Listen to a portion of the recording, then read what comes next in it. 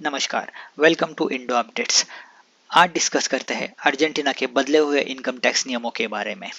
हाल ही में अर्जेंटीना में इलेक्शन हुए जिसमें वर्तमान सरकार की जीत हुई है।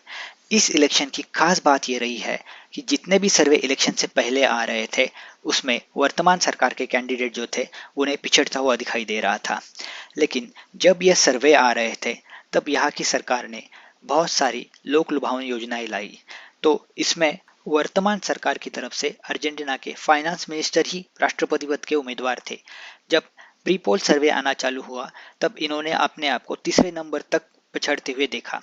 तब इन्होंने क्या कर दिया, लोगों को लुभाने के लिए सबसे पहले तो अपने यहाँ के सरकारी कर्मचारियों के वेतन बढ़ा दिए और इन्होंने एक ऐसा बिल लेके आए जिसमें जो भी व्यक्ति $5,000 से कम हर महीने कमाता है वो उसे इनकम टैक्स दायरे से बाहर कर दिया। तो इसका फायदा अर्जेंटीना के 1.3 मिलियन वर्कर्स को हुआ जो लगभग 99% वर्कर को कवर करता था। तो इसी तरह से बहुत सारी लोक लुभावन योजना लाके इन्होंने हारी हुई पारी को जीत लिया। नए इनकम टैक्स बिल को अर्जेंटीना के दोनों संसदों से मान्यता मिली है। इसका मतलब यह है कि यह बिल अब अर्जेंटीना में एक वास्तवता बन चुकी है। क्या अर्जेंटीना की अर्थव्यवस्था इतनी मजबूत है जो बिना टैक्स कलेक्शन के भी चल पाएगी? तो क्या अर्जेंटीना के पास इतने ऑयल फील्ड्स या नेचुरल रिसोर्स है जिसे बेचकर अर्जेंटीना पैसे कमा पाएगा? तो इसका आंसर है बिल्कुल नहीं। ये दरअसल एक पॉलिटिकल निर्णय था जो चुनाव जीतने के लिए उन्होंने कर लिया है। दरअसल इसी साल अर्जेंटीना में भयानक सूखा पड़ा हुआ है जिससे अर्जेंटीना के कैश क्रॉप जो है सोयाबीन और गेहूं ये अर्जेंटीना एक्सपोर्ट नहीं कर पाया, जिससे किसानों को लगभग $15 बिलियन का लॉसेस हो चुके हैं।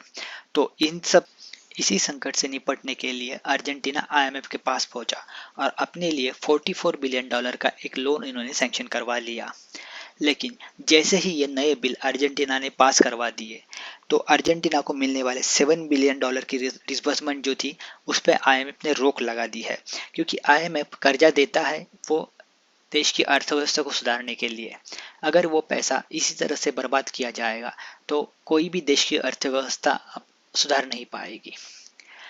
आईएमएफ जब भी कर्जा देता है तो उसमें काफी नियम और शर्तें लगाकर ही पैसे को दिया जाता है। इस नए बिल की वजह से अर्जेंटीना की सरकार को $5.7 बिलियन की जरूरत पड़ने वाली है और इसे पूरा करने के लिए अर्जेंटीना की सरकार नए नोट प्रिंट करने की सोच रही है।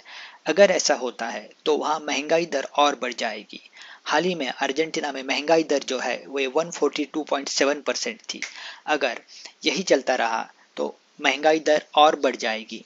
भारत में भी 6 महीने बाद इलेक्शन है। क्या भारत में भी ऐसे नियम बनाकर इलेक्शन जीते जा सकते हैं? क्या भारत में इनकम टैक्स रद्द हो सकता है? इससे पहले जानते हैं कि भारत सरकार अपना रिवेन्यू कैसा जनरेट करती है। तो यहाँ आप देख सकते हैं जितना भी रिवेन्यू भारत सरकार जनरेट करती है उसमें से 15% आता है जीएसटी से, 14% आता है इनकम टैक्स से, 13% आता है कॉर्पोरेट टैक्स से, एक्साइज ड्यूटी से भारत सरकार कमाती है 8%, कस्टम ड्यूटी से 3% और 36% जो है वो उधार लेती है गवर्नमेंट बहुत सारे सोर्सेस से। और 5% जो आता है वो स्टेक सेल से, मतलब कोई कंपनी है जिसमें भारत सरकार स्टेक सेल करती है। फॉर एग्जांपल एलआईसी का आईपीओ लाए थे, वहाँ पे उन्होंने अपना स्टेक बेच दिया तो 5% ऐसी जगह से भारत सरकार कमाती है। और 6% आता है सर्विसेज से, मतलब जो भी सर्विसेज गवर्नमेंट प्रोवाइड करती है उससे भारत सरकार कमाती है 6%। देखते हैं दुनिया के कुछ डेवलप देशों में इनकम टैक्स रेट कितने हैं। तो फ्रांस में 49% है, इटली में 47% है, जापान में 45% है, यूके में 40% है और भारत का जो हाईएस्ट रेट है वो है 42.74%। अगर हम पॉपुलेशन वाइज कंपेयर करें तो यूनाइटेड स्टेट्स की जो 53% पॉपुलेशन है वो इनकम टैक्स पे करती है। फ्रांस में 44% पॉपुलेशन इनकम टैक्स पे करती है और यही परसेंटेज अगर हम भारत में देखें तो वो सिर्फ 1.6% है। तो मतलब आबादी का काफी कम हिस्सा ही इनकम टैक्स पे करता है। अगर भारत में कोई भी राजनीतिक पार्टी इनकम टैक्स कम करने या बंद करने की आश्वासन देती है तो मैं नहीं मानता हूँ इन आश्वासनों का भारत के चुनावी नतीजों पे ज़्यादा असर पड़ेगा, क्योंकि भारत में टैक्स पेयर का परसेंटेज जो है वो काफ़ी कम है। फाइनेंशियल ईयर 2022-23 में भारत सरकार का पर्सनल इनकम टैक्स कलेक्शन जो था वो था 9.60 लाख करोड़ रुपीस का था।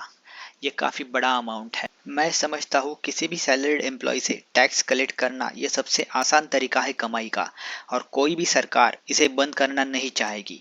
हाँ, लेकिन टैक्स परसेंटेज में कुछ कम करके सरकार सामान्य नागरिकों को राहत ज़रूर दे सकती है। आप क्या सोचते हैं इनकम टैक्स के बारे में? मुझे कमेंट सेक्शन में कमेंट करके ज़रूर बताइए।